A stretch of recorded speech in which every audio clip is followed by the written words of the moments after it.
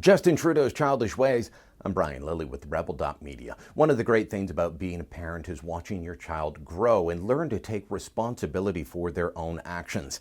When your kids are little, they can't take responsibility. They don't know. They're always looking for someone else to blame. Why did you do that? I don't know. Oh, it was so-and-so's fault, when really it was their own fault.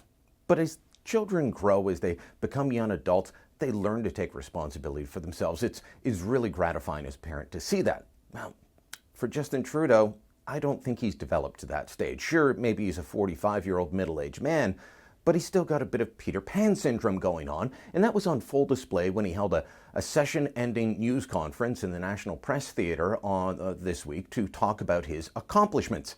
Well, he was also asked about where he'd failed, and on his failures, he actually tried to blame the opposition.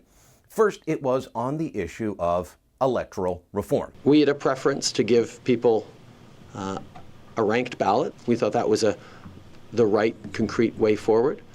Nobody else agreed. The NDP were anchored in proportional representation as being the only way forward.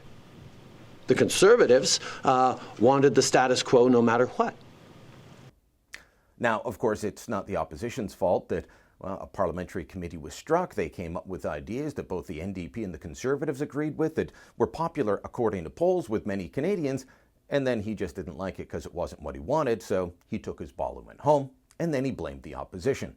The other second time that he blamed the opposition was on the issue of the deficit.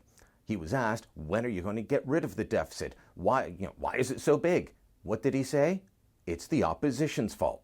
We just went from a floor where the budget was balanced, because supposedly the Conservatives had balanced the budget, to what was the reality of our budget of being at about $18 billion in deficit. Somehow, Justin Trudeau was able to turn around a surplus into an $18 billion deficit that didn't exist. It didn't exist. Both the Finance Department and the Parliamentary Budget Office have both said the Conservatives left the Liberals a surplus. Not a balanced budget, not zero, a surplus. And yet he turns it into a deficit.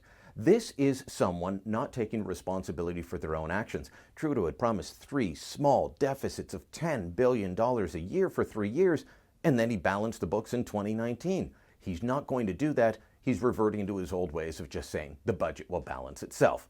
Well, Trudeau normally gets an awful lot of love on the Twitter machine, but those comments were just too much, and the mocking ensued. I want to read off some of them because this is worth pointing out, that this guy is getting mocked far and wide because he can't even see that it's his own responsibility that he's failing on, and he's trying to blame other people. He's being like a child. Conservative Senator Denise Batters appears to have kicked this off with a rather childish, fun tweet, if you've been following his appearances on Gary's Hug Club. She says, when you hug a unicorn puppet and he doesn't give you membership in Gary's Hug Club, blame the opposition. Conservative activist Stephen Taylor tweeted out, Justin Trudeau took zero responsibility for his majority government's shortcomings today. Hashtag blame the opposition. This is ridiculous that Trudeau's trying to blame the opposition. He has a majority in the House of Commons. He's appointed his so-called independent senators who vote 95% of the time with the government. 95%. Saddam Hussein couldn't ask for that kind of approval rating. That's how much they back him. And Trudeau says all the problems in the Senate would be solved if we could get rid of those pesky Conservatives and just bring in more independent-minded senators like the ones he's appointed that just do as he say. Those weren't the only tweets mocking Trudeau. Want to read off this one from Comrade Snarky. When you elbow a female MP in a fit of rage, blame the opposition. Ben had this one. When you claim to be a feminist, then celebrate at a gender-segregated mosques, blame the opposition.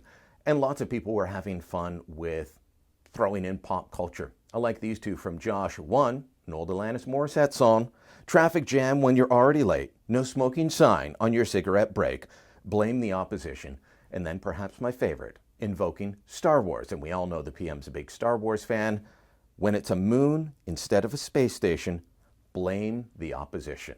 Justin Trudeau has no one to blame for his failures but himself. He doesn't really like going to Parliament. He doesn't like listening to the opposition parties. He doesn't like working with other people. He likes going out on stage, giving speeches, showing off his socks.